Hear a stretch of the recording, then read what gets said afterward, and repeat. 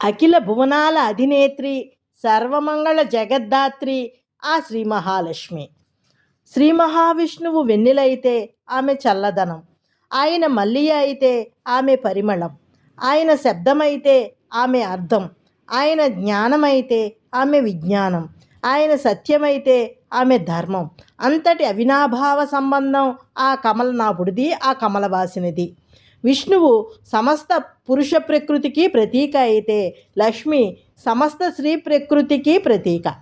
అంతటి మహిమాన్విత అయిన ఆ మంగళరూపిణిని విజయలక్ష్మిగా, వరలక్ష్మిగా, వీరలక్ష్మిగా కొనియాడుతున్నారు అన్నమాచార్యులు. సాక్షాత్తు ఆ శ్రీ మహాలక్ష్మి శ్రీనివాసుడి పట్టపురాణిగా వెంకటాచలం పైన వేంచేసి ఉందని తలుచుకొని తబ్బిబ్బవుతున్నారు ఆ తాళ్లపాక వంశభూషణుడు. కామ క్రోధ లోభ మోహ మద మాత్సర్య దంభ దర్ప అహంకార అభిమానాది అసురీ శక్తులను తొలగించుకోవాలంటే అమ్మ అనుగ్రహం కావాలి. ఆమె కృప ఉంటేనే మనం ఆ అసురీ శక్తులపై విజయం సాధించి శాశ్వత శాంతిని పొందగలం. నిజానికి మనలో దైవీ శక్తులకు అసురీ శక్తులకు మధ్య నిరంతరం పోరాటం జరుగుతూనే ఉంటుంది. ఈ యుద్ధంలో దైవీ శక్తులు జయించి అసురీ శక్తులు నశించాలంటే అన్ని దైవీ శక్తులకు ప్రతీక సర్వశక్తిమయ్యి అయిన అమ్మను ఉపాసించాలి, ప్రార్థించి ప్రసన్నురాల్ని చేసుకోవాలి. అదే క్రమంలో అన్నమయ్య తరచూ తన పదార్చనతో ఆ అల్మేల్మంగను ప్రసన్నం చేసుకున్నాడు.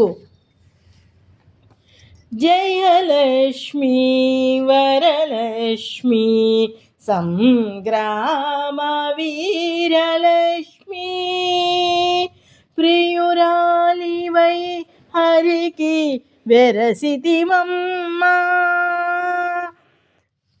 పాలజల నిధిలోని పసనైన మీగడా మేలిమి తామరలోని మించువాసన నీలవర్ణునురుముపై నిండిన నిధానమై ఏలేవు లోకములు మమ్మేలవమ్మా అమ్మా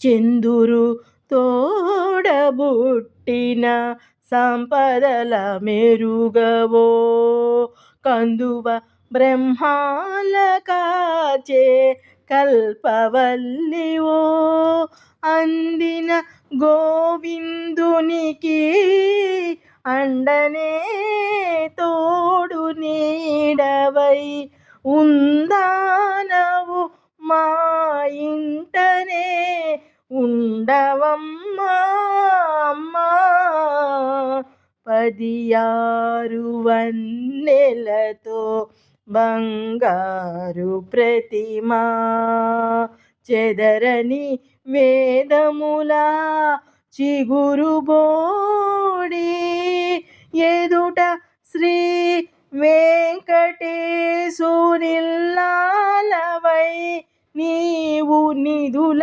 నిలిచే తల్లి నీవారమమ్మా